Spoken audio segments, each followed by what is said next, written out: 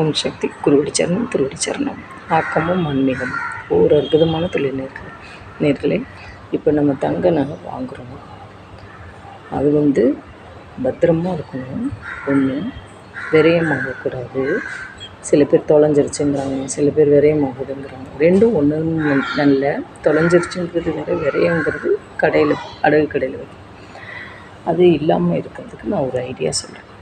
என்ன அப்படின்னா, துணி அது வச்சுக்கோங்க, விரிச்சுக்கோங்க. எந்த இதில் நகைப்பெட்டியில் வைக்கிறீங்களோ அதில் ரோஸ் கலர் பேப்பர் கண்டிப்பாக இருக்கும். அதுதான் சேட்டோட ட்ரிக்கு. கண்டிப்பாக நகை கடைக்காரங்களோட ட்ரிக்கு அதுதான், அந்த ரோஸ் பேப்பர். அதில் நீங்கள் நகையை வைக்கிறீங்க, வச்சுட்டு பர்ஸில் வைக்கிறீங்களோ எதில் வைக்கிறீங்களோ எதில் வேணாலும் வச்சுக்கோங்க, லாக்கரில். ஆனால் கீழே வெல்வெட் துணி கண்டிப்பாக இருக்கும். அந்த நகை பேக்கில் வைக்கிறீங்கன்னா பேக்கு கடியில் கண்டிப்பாக வெல்வெட் துணி. இது எதுக்குன்னா, நகையும் சேரும், பணமும் சேரும். இன்னொன்று என்ன அப்படின்னா, நம்மளுக்கு சேர்ந்தாலும் நம்ம இருந்தாலும் தான தர்மங்கள் பண்ண முடியும். அதனால் கண்டிப்பாக இது நீங்கள் செஞ்சு பாருங்கள்.